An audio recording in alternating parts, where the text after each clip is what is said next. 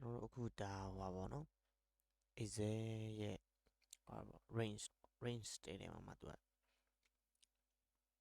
ဒါဆိုရင်ဒီဟာလေးကို range တစ်ခုလို့ခေါ်တာပေါ့နော်ဒီလိုမျိုးဆိုတာ range နော် range p2 ဆိုတဲ့ဥစ္စာဒီဟာလေး p2 ဆိုတဲ့ range လေးကိုပြောတာပေါ့range ကဘာလဲပြောရင်သူက object တွေဖြစ်တယ်ပေါ့နော် object တွေဖြစ်တယ်အဲ့ဒီ object တွေကဘယ်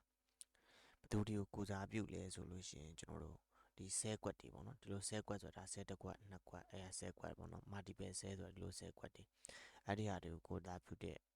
ဟိုဟာ range ပေါ့နော် range object ဖြစ်တယ်သူကတော့ VBA ထဲမှာဆိုလို့ရှိရင်ကျွန်တော်တို့သူ့ရဲ့ syntax ကဘယ်လိုရေးလဲပေါ့နော်ဘယ်လိုရေးလဲဆိုလို့ရှိရင် view code ကိုတွားလိုက်ပြီ view code ကိုတွားလိုက်ပြီအဲ့တော့ view code မှာကျွန်တော်တို့သူ့ရဲ့ syntax က range ဆိုပြီးတော့ခေါ်လိုက်တယ်ပေါ့နော်range ပေါ့နော် range cell 1 cell 2 as range cell 1 cell 2အားတဲ့ဘယ်လိုလုပ်လဲဆိုတော့ as range ဆိုတော့ range အနေနဲ့ကြီးညာလိုက်တယ်ပေါ့နော်သူဥစ္စာအဲ့လိုမျိုးသူသုံးမယ်ပေါ့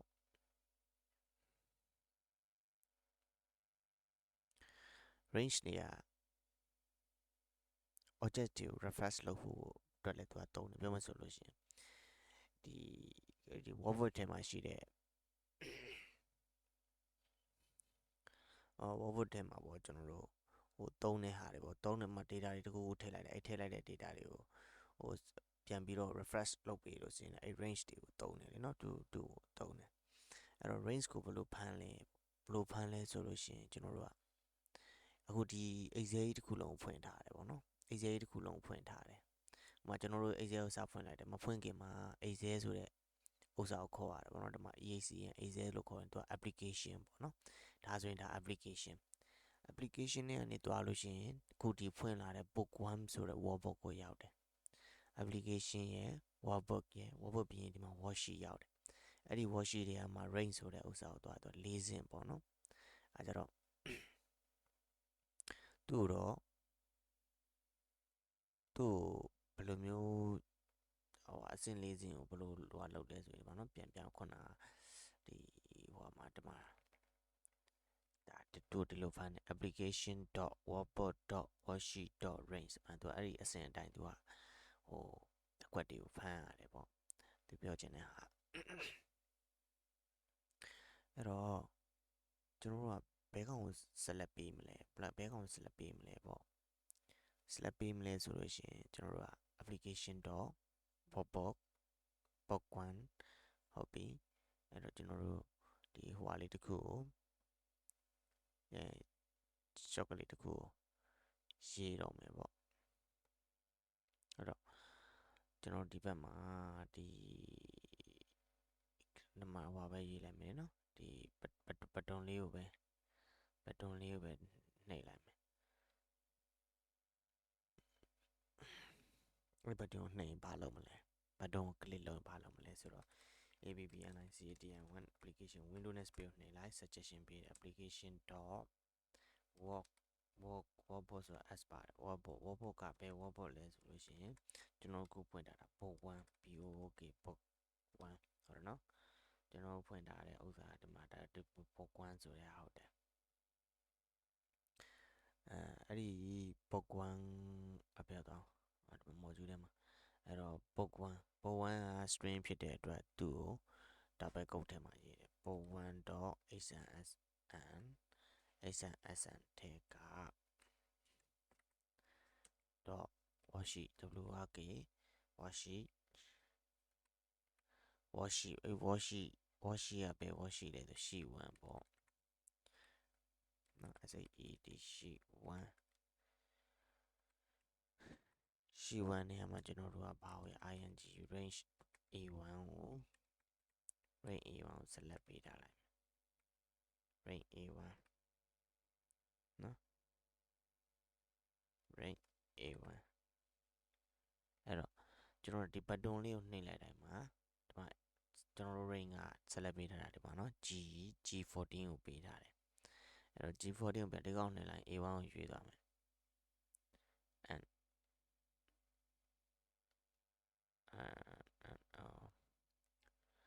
range A1 ကိုမရောက်ဘူးအခုဒီမှာကြီးနှိပ်လိုက်တယ်မရောက်ဘူးသူ runtime error ကိုပြောတယ် debug ကိုလိုက်တယ်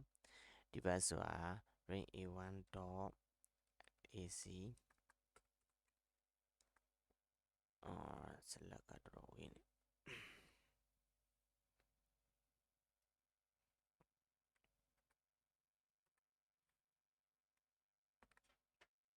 range ing range a1 range a1 ကိုဘာလုပ်မလဲဆိုရင်တော့ range a1 dot select dot select မရဘူးလား dot s windows space suggestion တို့ suggestion မပေးဖြစ်နေ senect select dot select ပြန်လုပ်ကြည့်မယ် run နဲ့ဒီဘက်ဖြစ်တယ်ဘယ်အကြောင်းမှလဲ application dot wobos wobo heat sheet 1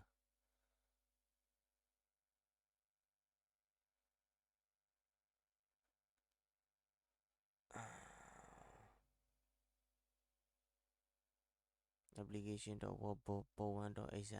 လားသူကဘာကြီးလဲ sh ပါ sh ဖြစ်မှာသူရဲ့ extension ကိုတစ်ချက်ကြည့်စေမယ်ဆိုတော့ hnssh ရဲ့ဥစ္စာကဟိုပါပေါ့နော် hnssh ပါကျွန်တော်တို့ဟာ view code မှာ hnsm ဟုတ် hnssh run ပြန်ရမယ် run ဟုတ်ပြီ device dot select မရရင်ဒီကောင်ကို range ing range run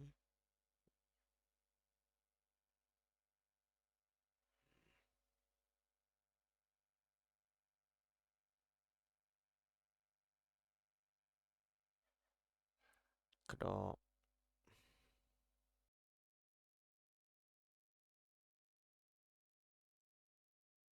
ဒီကောင်ဘယ်လိုဖြစ်လဲဆိုလို့ရှိရင်ကျွန်တော်တို့ range a1 ဆိုတာသူနောက်ကနေဘာမှ select ပေးလို့မရဘူးဒါပေမဲ့သူရဲ့ hierarchy ပေါ့နော်လမ်းကြောင်းရှိတယ်လမ်းကြောင်းဆိုကျွန်တော်တို့ application ထား object application dot wordpress အဲ့ဒီ wordpress ထဲကနေမှာ hnsH ဆိုတဲ့ဒီဟွာလေးရှိမယ်ပေါ့နော်ပုံ1ရဲ့ hnsH လေးရှိမယ်အဲ့ဒီ h မှာ wash နဲ့ she 1နဲ့ကိုကျွန်တော်တို့ကဒီကောင်နေမျိုးဆိုလို့ရှိရင်ကျွန်တော်တို့ကို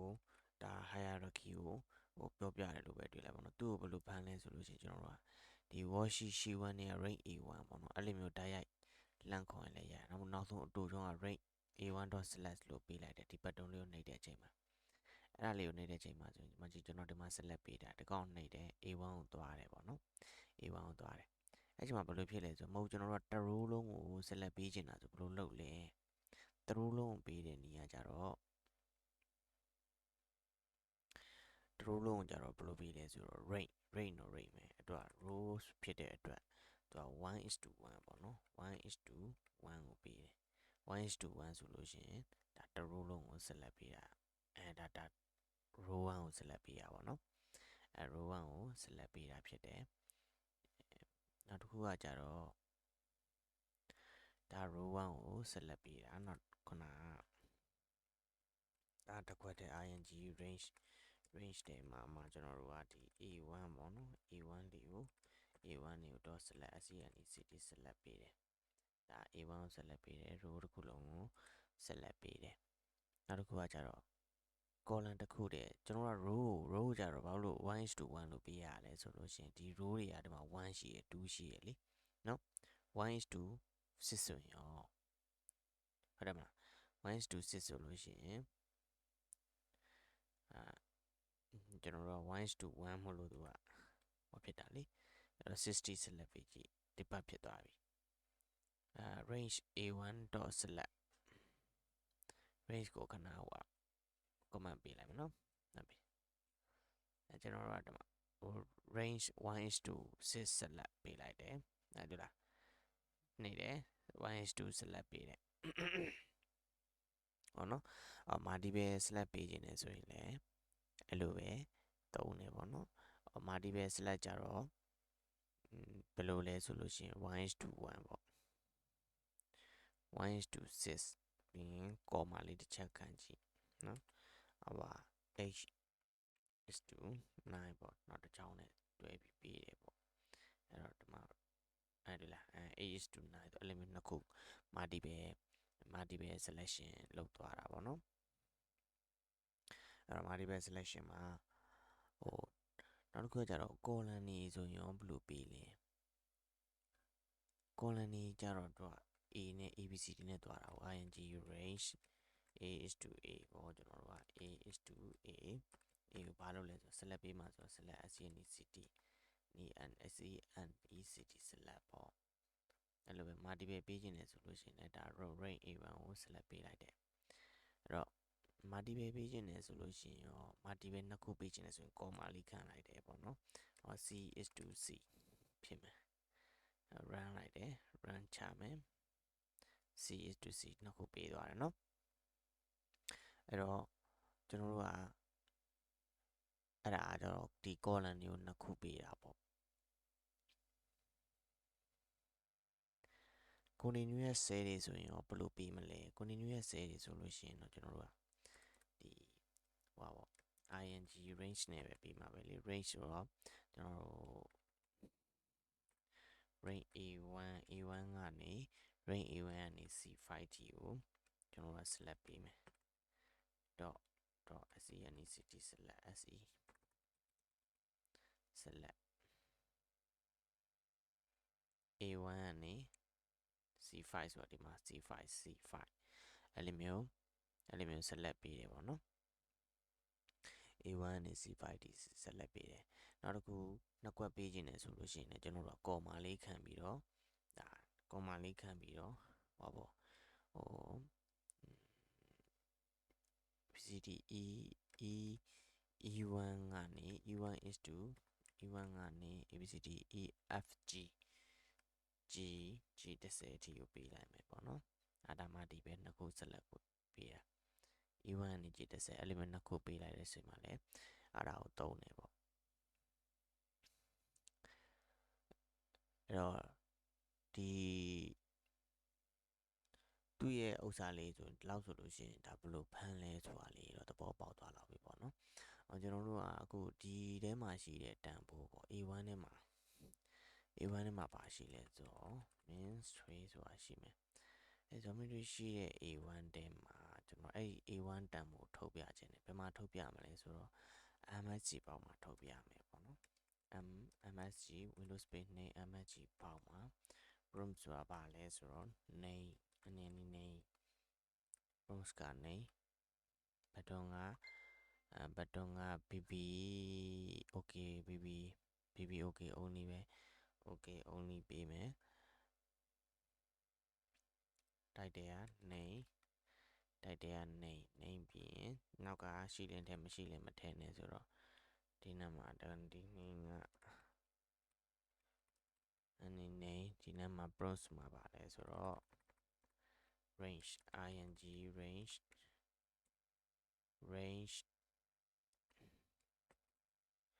range A ကျွန်တော်တို့ A1 ရဲ့ value ကိုထုတ်ပြမှာ range A1 နဲ့မှာရှိတဲ့ .vnu value expected to h to be range A1 dim အဲ့တော့ဒီမှာ dim တခုချိန်ညာအောင်မယ် declare လုပ်လာမယ် dim is string stringဆိုတော့ I equal to ဒါဟုတ်ပြီဒီမှာ msg ပေါက်ထဲမှာ I ကိုထုတ်ပြလိုက် expected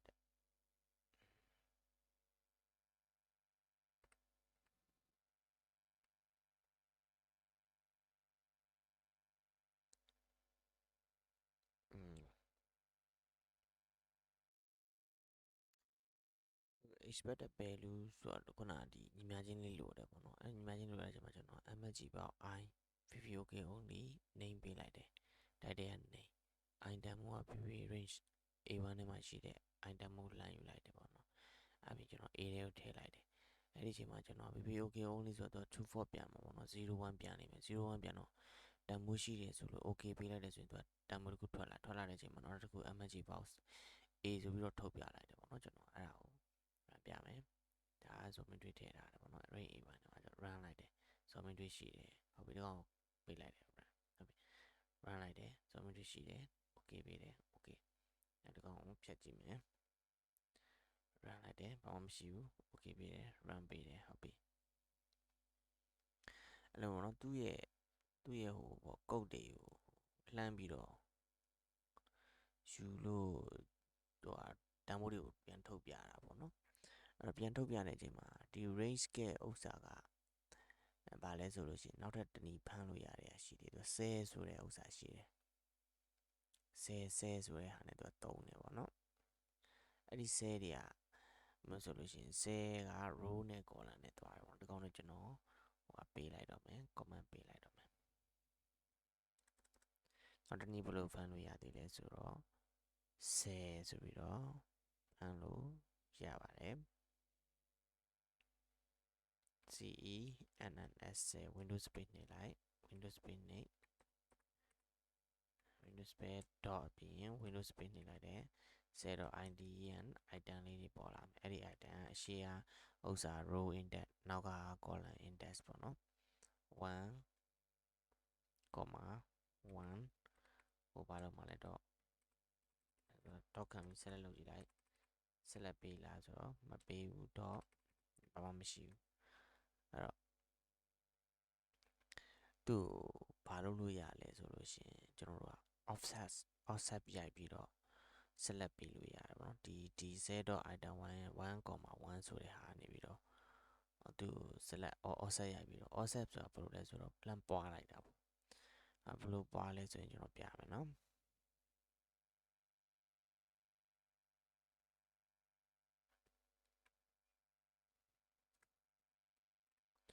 ဒီမှာကျွန်တော်တို့ range A1 ကိုလမ်းဖမ်းလိုက်တယ်အဲ့ဒီ A1 ကနေ offset တဲ့ offset ရိုက်တော့မယ် row offset တဲ့1 row offset ဆို A1 ကနေ row offset 1ဆိုတော့ B1 ကိုရောက်သွားမယ် B1 ကနေမှညာဘက်ကိုတစ်ချက်သွားတယ် column offset 1ဆိုတော့ B1 ကနေ select ဒီဘက်ကိုရောက်သွားမယ်ပေါ့နော်အဲဒါရင်ကျွန်တော်တစ်ဖက်ချက်ပြမယ်အဲတွေ့လားပထမအဆုံးကျွန်တော်တို့က range A1 ကို dot select ပေးထားတယ်နော်ဒီသဘောတရားပေါ့နော် range ဒီ range A1 ကိုကျွန်တော် select ပေးတယ် offset ရိုက်လိုက်တဲ့အချိန်မှာဒီကို2ကွက်ကိုရောက်သွားတယ်ပေါ့နော် offset row offset ဆိုတော့1ကိုရောက်တယ်အဲ့ဒီ row offset ကနေ column နောက်တစ်ခုကိုထပ်သွားအဲ့ column ကနေမှဒီဘက်ကိုရွှေ့လိုက်တော့ offset 1 dot select ဆိုတော့ဒီကွက်ကို select ပေးသွားတာအဲ့ဒါကြောင့်ကျွန်တော်တို့က offset ကိုကျွန်တော်ဒီမှာထားရင်လည်း B2 ကိုပဲရောက်နေမှာပေါ့နော်row offset ကျွန်တော်ဒီမှာကဏ္ဍဘယ်လောက်ထားမလဲ offset ရိုက်တယ်ဆိုတာအဲ့လိုမျိုးရွှေ့သွားတာကိုပြောတာပေါ့နော် offset ဒီမှာဆိုရင် offset ဆိုတော့3ဆိုတော့1 2 3အဲ့လိုမျိုးသွားတယ်ပေါ့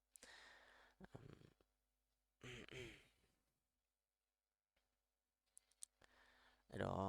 ဒီလောက်ဆိုရင်ဒီ range တွေကိုဘယ်လိုဖမ်းလဲပေါ့နော်အဲ့ဒါဆိုရင်တော့အလုပ်လုပ်တာကိုတီးလောက်ပြီလို့ထင်ပါ